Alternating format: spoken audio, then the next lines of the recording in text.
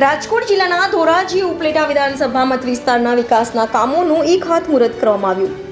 કેન્દ્રીય મંત્રી મનસુખ માંડવિયાની વર્ચ્યુઅલ ઉપસ્થિતિમાં ખાતમુહૂર્ત કરવામાં આવ્યું. ધોરાજી ઉપલેટા ભાયાવદર નગરપાલિકાના તેમજ ધોરાજી ઉપલેટા તાલુકાના 70 જેટલા નવા કામોનું ખાતમુહૂર્ત અને લોકાર્પણ કરાયું. ધોરાજીની ડીસીપીઓ ઓફિસનું અને અન્ય ગ્રામ્ય વિસ્તારના નાના કામો પૂરા થયા તેમનું કેન્દ્રીય મંત્રી મનસુખ માંડવિયાની વર્ચ્યુઅલ ઉપસ્થિતિમાં લોકાર્પણ થયું. ધોરાજીથી જૂનાગઢ રોડ ઉપર આવેલ ફાટક ઉપર ઓવરબ્રિજનું ખાતમુહૂર્ત કરાયું. ધોરાજી ઉપલેટા અને ભાયાવદર નગરપાલિકાના તેમજ ધોરાજી ઉપલેટા તાલુકાના વિવિધ 67 કરોડના કામોના ખાતમુહૂર્ત અને લોકાર્પણનો કાર્યક્રમ ધોરાજી ખાતે યોજાયો હતો. રિપોર્ટર જગમાલ સુવા, ઇન્ડિયા 24 ન્યૂઝ, ધોરાજી.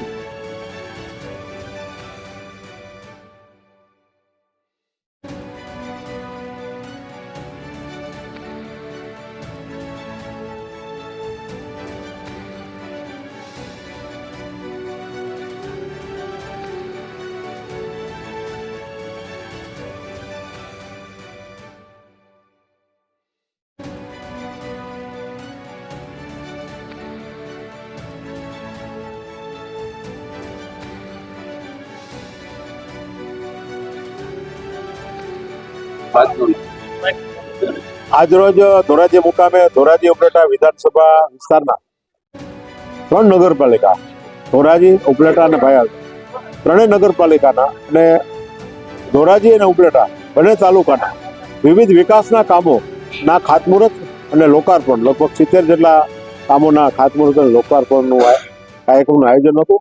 અને આપણા વિસ્તારના લોકપ્રિય સાંસદ અને કેન્દ્રીય મંત્રી શ્રી ડૉક્ટર મનસુખભાઈ માંડવિયાના હસ્તે આજે વર્ચ્યુઅલી ઉપસ્થિતિમાં આજે ખાતમુહૂર્ત અને લોકાર્પણ થયા. આજે મહત્વની વાત કરું તો લોકાર્પણમાં આપણી ધોરાજી ખાતેની સીડીપીઓ ઓફિસ, નવી સીડીપીઓ ઓફિસ લગભગ 24 લાખ ઉપરની રકમમાં તૈયાર થઈ એનું લોકાર્પણ થયું.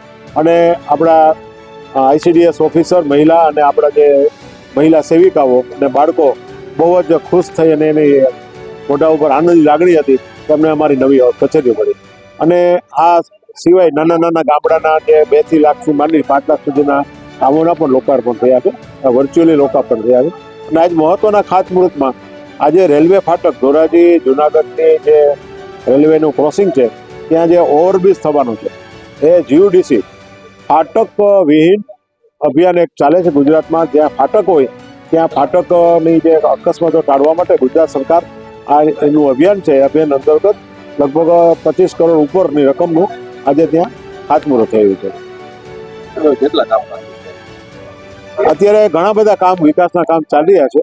દાખલા કે ધોરાજીની અંદર 10 કરોડના આજના ખાતમુહૂર્ત લોકાર્પણ સિવાય અન્ય કામોનો કામકાજ ચાલે છે.